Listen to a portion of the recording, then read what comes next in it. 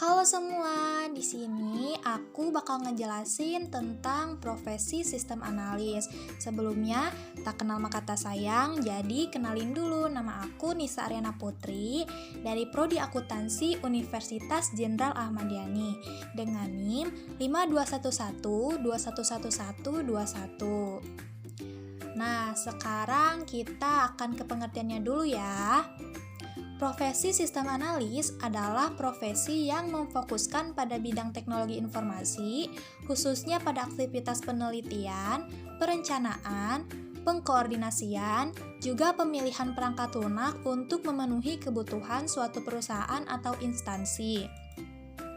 Seorang analis sistem diharuskan mempunyai pemahaman yang baik mengenai bahasa pemrograman, sistem operasi, serta aplikasi dan perangkat mana yang harus digunakan dalam mengatasi masalah ataupun untuk mempermudah dalam mengerjakan tugas-tugas perusahaan. Pada profesi ini, seseorang akan dituntut untuk mempunyai kemampuan analisis yang baik, teknis, manajerial, dan mampu berkomunikasi dengan orang lain. Kemampuan tersebut akan membantu dalam menganalisis penyelesaian masalah pada perusahaan dan juga dapat membantu seorang analis sistem dalam memahami potensi dan keterbatasan dari teknologi informasi. Selanjutnya, ada peran dan tanggung jawab seorang analis sistem. Yang pertama, mengelola aplikasi dan mengamati sistem untuk memastikan perbaikan atau pengembangan aplikasi.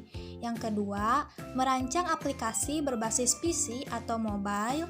Yang ketiga, menganalisis biaya pengembangan desain sistem serta menentukan lamanya waktu yang diperlukan.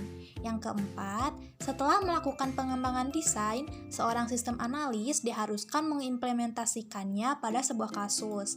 Yang kelima, mengidentifikasi input dan output kebutuhan pengguna saat sistem dikembangkan. Keenam, melakukan studi kelayakan sistem sebelum satu usulan kepada pihak perusahaan. Dan yang ketujuh, memberikan solusi yang efektif terhadap permasalahan yang ada. Selanjutnya ada keterampilan dan kepribadian seorang analis sistem. Pertama, pengetahuan dan keterampilan pada teknologi informasi, bahasa pemrograman, sistem operasi, dan teknik pengolahan data. Yang kedua, tentunya dapat berpikir analitis. Yang ketiga, pengetahuan tentang bisnis secara umum agar dapat berkomunikasi dengan user yang akan menjalankan tugas. Yang keempat, dapat berkomunikasi dengan baik, terutama menggunakan bahasa asing. Yang kelima, kemampuan dalam menganalisis masalah dan dapat memberikan solusi. Yang keenam, tentunya dapat berpikir secara logis.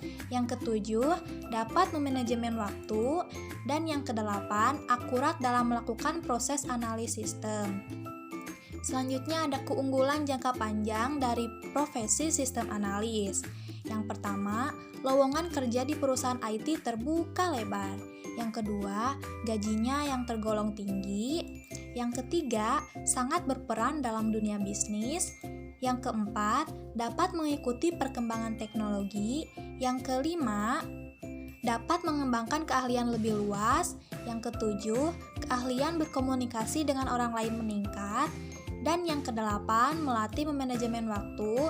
9, dibutuhkan banyak perusahaan. Nah, menurut saya, profesi analis sistem ini sangat penting keberadaannya di dalam suatu perusahaan atau instansi.